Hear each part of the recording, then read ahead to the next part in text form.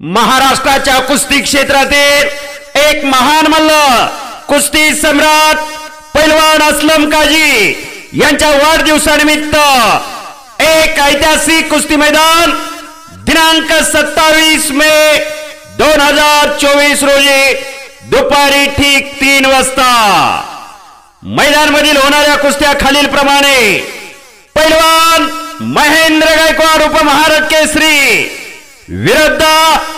पैलवान प्रकाश बनकर उपमहाराष्ट्र केसरी, पैलवान जमीर मुलानी